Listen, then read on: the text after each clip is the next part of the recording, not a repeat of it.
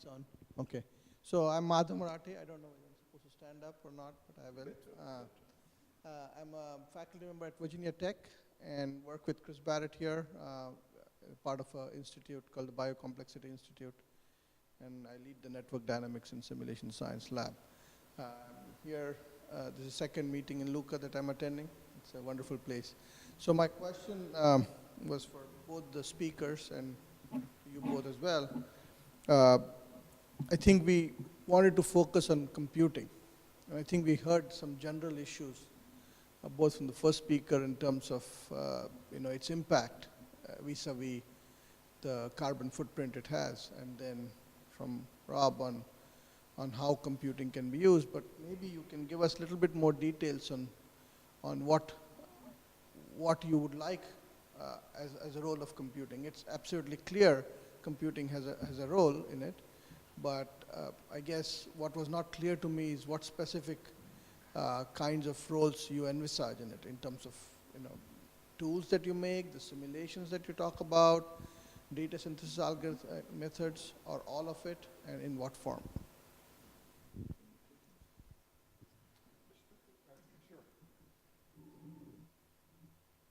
I think that we have much in common with the Virginia Tech people, so my answer may not be that novel to you guys, but I think that maybe some of the things about the footprint and things are best left for Luis. But let me just say that when it comes to using high-performance computing to try to work on problems of social policy and social good, right? Trying to promote social good, it always has seemed to me that the more we can make the computing similar to what happens in the real social world, the more we can kind of, in essence, simulate what really goes on, the more useful our answers often are. For example, I think that if I'm looking at one of our large codes running and I see that most of the time in the code is spent doing things that are maybe ancillary to something that happens in the real world, solving some fixed point or something.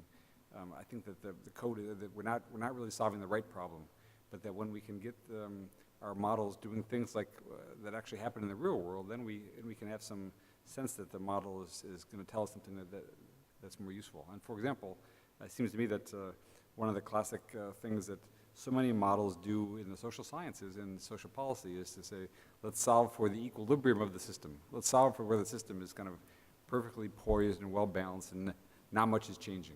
And it seems that much of the real social world is not that, right? I mean, think about whether it's the financial crisis or recovery from the financial crisis that has taken a decade, or many of the things that we care about in the real world are things that are very far from equilibrium.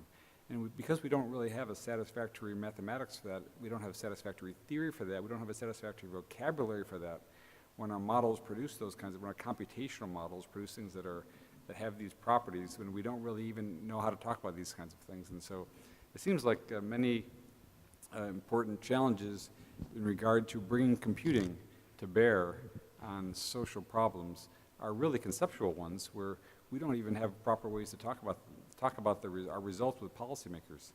I'm reminded of the famous dicta by Keynes. I think it was in his general theory, where he wrote something like, he said, he summarized at the end, he said, the ideas that I've described in the book are not particularly difficult, except for the fact that they require you rejecting the old ideas.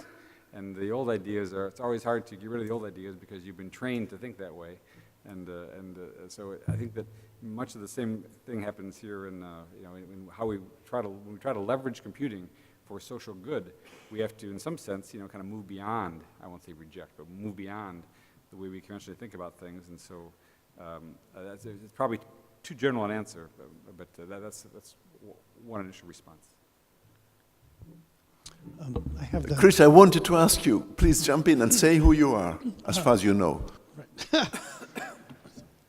I'm Chris Barrett. I'm from Virginia Tech. I direct the Biocomplexity Institute. I have a statement, and then I'll ask a question. So it seems to me that what you were just talking about, and actually what underlies the need to compute full scale, right, is the need to rethink the abstractions of the things that we are talking about, right? I mean, the notion of interacting something or others, that the interactions are defined in terms of transactions, which is a standard way to move from the equilibrium models to the microscopic models, or only one possible way that they can interact. Transactional interaction is one kind of interaction. There's many kinds of interactions other than transactional interactions that are social, right? And so, and they require mathematics, because when you make a new abstraction, you're talking about an abstraction. And you have to understand what that does before you compute it, right? Some of these abstractions are more amenable than others to scaling. Okay. Some of them are more amenable to others to the problem associated with collecting large amounts of data that wasn't really meant to be used together and sticking it together in some other way using interactions, right? And all of these things lead ultimately to a statement which I couldn't agree more, is we need different kinds of data-centric HPC architectures to realize the use of all these machines that we're, using all these photons to support. So there's all of these things then are tied together, right? So that's my statement, is that really we're dealing oftentimes in a battle of abstractions where we're just talking past each other at a level before we ever get to the computer, and actually before we get to concepts of social science. We're talking about what the items are that even constitute what we mean by an interaction in social terms, for example. So, given that, it seems to me, and I ask this as the question, don't you think that applications of people that actually need support for making any kind of decision, whether it's driving your car on an appropriate road today as opposed to tomorrow, or buying a stock, or deciding something about the world banking system, there's lots of us in the world that are facilitated, right? Don't you think that solving problems in real contexts are the way that drive us to what the relevant abstractions are, the relevant need for these things, rather than trying to solve it and then look around for places that it might fit into? Don't you think that maybe we should actually try to solve problems for decision makers rather than to solve the whole problem and then go find decision makers that might need these solutions?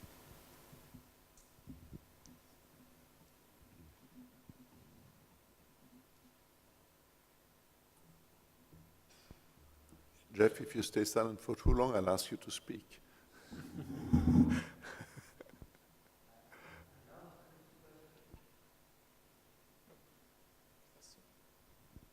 Hi, I'm Jeff Johnson. Well, the answer to your question is yes. That if I understood it properly, what you're saying is that we need to apply this computational science to real problems. Absolutely, yes. Is there a kind of a theory of everything that we then apply to particular problems? No. That's my view. So I think your question is interesting, Chris. I haven't thought about it exactly that way before, but maybe here's a different kind of answer, though, is that it is not the case in many domains, though, that our new approach, our computationally enabled approach, is coming in as the main or the only methodology. And so I think as a practical matter, what oftentimes happens is that there's an existing competing and somewhat impoverished, let's say, data poor, computationally, it's an analytical methodology. There's some methodology which we're competing against. And so here's my experience, and you may have a different one, but my experience is that if you simply go to a policymaker and say, I'm going to bring these tools to solve your problems, they're going to say, I already have solutions to my problems. I think they're pretty good. I don't know how to do anything any better. And yours are too expensive or too costly or take too much time or something. So they're going to have lots of reasons why they're not going to pursue this, the wave of the future. Now, there are a few. There's measure just above zero policymakers out there who have the enlightened perspective to see that the way they're doing things are not very satisfactory. For example, I've recently encountered a variety of fisheries managers, people who are in charge, like NOAA in the U.S. NOAA is the National Oceanic and Atmospheric Administration. They're in charge of federal fisheries typically, and they say, holy cow, many of the fisheries around the U.S. they're all just have monotone decreasing yields for the last 40, 50, 60 years. You know, it's obviously failing and collapsing. They need new techniques, okay, but this is the exception. For example, if you go to the Federal Reserve Board, where there are 350 PhD economists all running regressions daily, and you say, I have a new methodology for you, and I'll build a model of the U.S. economy. I mean, I've done this, right? And they're going to say, well, it sounds interesting, but come back to us when it's done, right? Come back to us when it's already can outperform what we have today. And so I think it would be great if the world that you describe, where you can walk up to the policymaker and say, we will give you a better solution, let us do it. It'd be great if that world existed. It seems like much more, in the short run, maybe it's simply a tactical issue. We have to build a model of a general thing, and then say, well, now that we've done the general thing, we can particularize it for you, customer A, B, or C. Is just a practical question, or practical, experiential reply. Thank you, Erica. Hello, my name is Erica Widegren. I'm the chief executive of an organization called Reimagine Europa, which is launching later this year. And we're precisely doing what we were talking about. So I work with very high-level politicians and policymakers and organizations, and we try to bridge the gap between science and policy. And in particular, we're working with new technologies and for trying to find a way in which to bridge this. And what I think is there's a much deeper gaps. I've been engaged in the topic of science communication and evidence-based policymaking for over 10 years. And I think you can really see a big shift happening, for instance, at a European level, with a lot of effort being put in trying to bridge the gap. Because I think when we talk about, for instance, the misunderstanding or the lack of interest from policymakers, I think it's usually a lack of misunderstanding of incentives. Because if you go to a politician and you say, well, this is the perfect solution, yet in the public, you have a lot of debates about ethical issues and moral issues. Fundamentally, the politician will obviously select what is best in his interest, which is being re-elected. So I think whilst we work on the models and on the computing, we also have to say, how do we bridge this and bring this closer to the public and do public understanding about this? Because there's very little awareness. And if you look at books of like Lakoff's book on if you look at neuroscience of actually how the brain works, our brain doesn't work rationally. And then if you take that to the public, and I think the last 2 years we've really seen the lack of understanding of how the social media works, and I know Guido, we're looking forward to doing an interesting project on this together, with things like alternative facts coming up, discussions from the famous Gove quote of we're sick of experts. So there's a lot of things that we need to combat that have nothing to do with computing. It's just about the general setup, and I think there needs to be more effort by the scientific community to bridge this gap. And I always like to quote Churchill, because usually when I talk to scientists about this, they say, yes, but we don't have to go out and talk to the public, because the facts are on our side, and the facts will speak for themselves. And so I don't have to go out and shout with the crazy NGO people about things. I'll just publish my paper, and the politicians will get it. And I always try to remind people that of Churchill's quote that a lie makes itself half around the world by the time that the truth gets its pants on, because I think that's unfortunately very much how our brains work. And right now, the debates are always set by the politically active parts of society, which generally tends to be the most extremist and not maybe the ones with all the facts and the models and the computing. So I'm looking forward to the debate on that we'll have later about democracy and computing, because I think it's a very relevant debate. There's a lot of ethical challenges there, and it can be quite scary, but I think it will be part of our future, so I'm looking forward to that. Thank you, and I have Sanzio. You'll get the microphone in 2 seconds, 3. Thank you very much, Sanzio Bassini. I'm director of Cineca supercomputing department. The question that has been posed and the prosecution of the debate, it was really very much interesting. You may be aware that we, the club, the very narrow club of the HPC, facility and the technologist, quite often would questioning ourselves with respect of what it could be the real approach for what about the development of the architecture that it would meet the needs of the different science and the different demands. That because we do observe a very big change due to the, let's say, big data deluge or whatsoever. Now, the point is that some socioeconomical challenges, because of the potential approach towards exascales, would becoming more and more tackled. Look to what it may be the global change and the climate services, which is one of the examples that quite often is posed, but that could be others, the, let's say, development of the new materials and the new science of matters, the personalized medicines. So there are many socioeconomical challenges. The foods for everybody in the world. Okay, so there are some of socioeconomical challenges that it could be potentially tackled, approaching or towards the exascales. On the other hand, the point is what it would be the architectures for. And so we do considering that the main scientific cases, it would drive the development of the architecture force, that it would combine, as has been said, big data and high computing demands. And at that point, the model will be that the so-called tier 0 systems, it will be just the systems.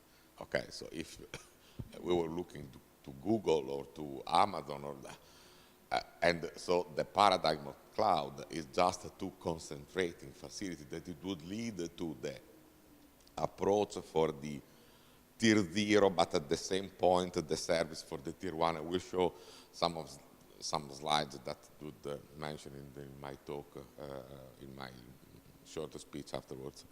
The real point is that it looks that it could be a more and more close, narrow with respect of what it will be a close and a short gap, what it will be the global systems approach, due to the fact that the big socioeconomical challenges like climate change are just a very global, let's say, per se, okay? So there will be more spaces and the more floor space with respect of what it could be the future has been mentioned, the challenge of this center of excellence in the future, looking ahead to what it will be, that it will be practical things, what it will be the next call for competence center in HPC. What I think that, so in light of the fact that it will be possible to tackle issues that I do remain quite astonished that there have been announcement by the known GAFA people that they could manage to lead to the predict what it will be a music sound becoming, let's say, the next, let's say, very cooling compilations, okay, processing what it will be the data related to, you see, the people that it will listen music and it will buy musics, okay, do not considering that, in example, there is the talent, there is the, you see, change of mind, and there is also the behavior of the people, okay. So there is a point with respect of the socioeconomical challenge that would need to be still more approached by means of a global scientific approach, okay, which are the approach that has to do with the combination of the, you see, human behavior, okay. So that is not, it's evident that the anthropological effects and the effect of the industries and the carbon emissions would impact the global climate change, okay? But the point is the freedom of the mobility, okay, could be managed just considering a deterministic approach, or it would need also to introduce what it would be the human behavior. So from this point of view, still we do have, just considering the question that has been posed, and the reason the debate, we do still think needs a global approach with respect of what has to do with the interpretations of the data that it will come from the human behavior, okay? And so that is not yet defined by the normal or the classical, let's say, mathematicals and analytics approach that has been addressed up to now, and that it will lead the development of the architectures towards the tackle of the scientific challenge, okay, but that not would, let's say, cover the point related to what it would be the human behavior. So from this point of view, there is still a lot of floor space, and I would be supportive very much with respect to what it would be the future of this kind of, let's say, elaborations and scientific method. So that is, let's say, my contribution and my support to this kind of debate, that it will be very, very interesting up to now. Thanks. Thank you. Yeah, of course, thank you for your contribution. What this group, I mean, myself, Fabio, Giulia, Tiziano, the people who are here, Angelo, and the students, of course, are trying to answer to your question, is that behavior of people is, of course, very complicated system to be described. The inspiration we take is that from thermodynamics, as strange as it may seem, okay? Because it's the only success story of a passage from microscopic to macro, okay? Of course, we are not Boltzmann, so don't expect a solution in a short time, but a solution will arrive probably also from that approach. So microscopic laws that will describe why things happen. And if I had to stand on the macro side, this science of complex systems, we have Jeff who created the society many years ago. Complex systems is exactly this approach. So try to describe how a society can develop by looking at the new emergent properties that are created by the fact that many peoples interact. This is my personal view, that the mathematics of that, the new mathematics you're looking for is network theory. But I mean, other proposals are welcome. But certainly if you describe complex systems as many objects interacting, many objects are vertices, interaction are edges, and I mean, that seems network to be an excellent candidate. Of course, there is more than that, but so just my few cents. I think we'll soon continue the conversation over coffee. Luis? Well, I've been listening, let's say, yeah. I would like to play the role of the normal citizen, and so not being a scientist or a businessman, someone that has a family and a kid, and the way I see things moving. So I think none of us now can predict how the world look like in the next 30 years, because what I see happening is the pace of on how technology is impacting development is much, much faster than we can think of. And I'm seeing things today that were completely out of any head or thought some 20 years back. And I always give the example, which is probably a stupid example, of my own company. I started to work for a submarine cable station where a submarine cable could carry 200 conversations at the same time. Today, the same cable is there, and it's unlimited. And there were 50 people working. Today, no one is working there. And this is a very simple example, but if you apply this, and I'm talking 40 years back, but if you now put this into perspective in the next couple of years, the level of transformation will be much, much bigger, and from my viewpoint, not imaginable. And you talk about computing and, you know, big data, and of course you are very deeply involved on it, and you know much better than anyone what that can allow. Most of the people, most of the citizens in this world, they do not understand this. And I would even say that policymakers, they are far away from that. That's not part of our daily job. But I think that the way that you're looking into this, and from what I saw in the program, when you look at the computing from a social good perspective, or from a social progress perspective, and so on, I think actually it could play a big role in anticipating many things. The challenge is that many of those that have the power today, they probably will not be willing to cooperate with you because the level of transparency that you will be bringing to the table might endanger their role in the society. And I think that's the tricks of all of this. And the point is, the world that has its own dynamics, and those cannot be stopped.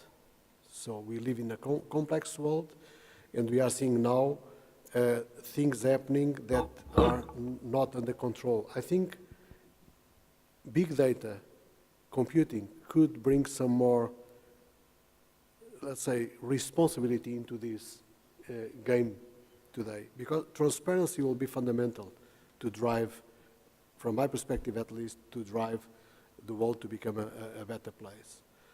We see many things happening. We see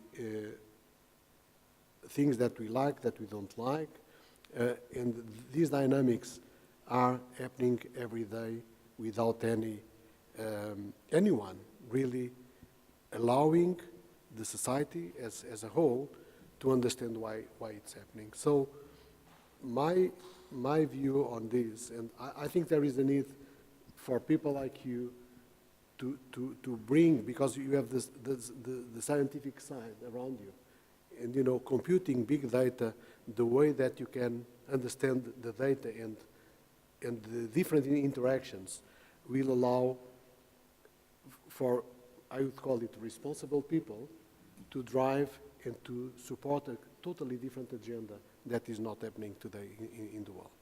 And that would be my, let's say, my wish, if that can be a wish. And that has to be done, of course, in partnership, in people working together. You need business, you need science, you need the policymakers, but we also need to understand that in our complex world, many people does not like transparency. And transparency is the key, because through transparency, you can drive different things. You can drive ethical behavior. You can drive a different approach. You can better control and model the society, which I think needs to be modeled. Otherwise, the level of disruption, and you know, I'm a very optimistic guy, but I think that we are leading to destruction in a way that sometimes we even do not care, because we live our daily life in business as usual, and they say, okay, you know, Trump is crazy. He can, you know, the guy from North Korea, there is an atomic bomb. What happens if 50 million people dies? Anyone worries about that? We think about it, but we don't worry about it, which is a different thing. So I would like, let's say, science, computing, big data, you know, knowledge, really to move an agenda, and also to make people, business to understand that there is a need for that agenda, that this is more than money. This is about living in a balanced society where there is space for everybody. These are only, as I said, some thoughts from a citizen perspective. which I think that sometimes we need to have. We need to take a step back in our daily lives to think how can we shape a better world, which is something that worries me. And as I told you, I wanted to be a priest, so I hope that I can convince you. Okay, we have a few other questions before the announcement of the coffee. Okay. And let's be clear, the coffee is a continuation of the conversation, and after coffee the conversation continues. So I'm strictly against these kind of meetings where your mind gets disrupted every 45 minutes, and at the end of the day you are tired, but there's nothing coherent growing. So please go on. Okay, I'm Marco Bardoscia. I work at Bank of England in financial stability. That's right. And more specifically in stress testing. And so I think I have a slightly different point of view of from most of the ones I've heard. And the reason might be that as an institution we have a very specific remit mandate. So there are only very few things that we can do, and maybe this is why we kind of focus our efforts on looking into studying, researching very specific topics. But I think that to a certain extent this can provide somehow points of discussion in a broader sense. And also I am by background a physicist, and as Guido is, and therefore this is why I'll talk about, I think, mostly scale, and I think it'll be clear in a second. So as I said, I'm a research economist now, and I mostly study financial stability, and every day I have to ask myself, what do I want really to study, at what level, at what scale I want to model the system, which in my case is the financial system. And there are many ways in which instability can arise in financial system. So should I study one of them in a very detailed way? Should I then, or should I maybe focus on a coarser description of the system in which there are not as many details, but I can maybe get the big picture? And also talking to other people in similar institutions, in other central banks, we all face the same challenge. But at the different scale, this is the challenge we face. So should we focus, for example, on one of the sectors of, if you want, sustainability, which could be financial stability, study it in great detail, and have someone else study another sector, and then try to join this up, or maybe have, I don't know, more kind of holistic view in which we try to model the whole system as a whole, and then try to go deeper and deeper. And this is a problem. Nobody really knows, I think, what to do here. There are two radically different approaches, and we have to decide broadly, I think, any and each of us, what to do every day. And this is just a point for discussion. I think this is the right audience for this, and I'd be curious in hearing what everybody has to say about this. And this is one of the reasons why it's a great initiative, right? Trying to bring all these people together. Thank you so much. It's just one of the most important things, connecting the theme of democracy with your theme of individual agent-based modeling. I hope we'll be able this afternoon to connect with Stefan Turner from Vienna. It's agreed, but he has a lecture, so we'll see. But just because you mentioned it, Stefan has, and I hope he will tell us more about it, but he has built a model where each and every single Austrian business is represented individually with empirical data, because these data do exist. There is each and every household, and the forecasts they make for macroeconomic dynamics are a factor of 10 better than the forecasts made by central banks. This is new. This was not feasible 5 years ago, 10 years ago. We are just at the beginning of this kind of work, and it's hugely important. I know that you are involved in exactly these kind of issues, and when I said before that Europe has a challenge with democracy, it's directly related to these questions. So thanks for bringing it up, and we'll go deeper into it in different sessions.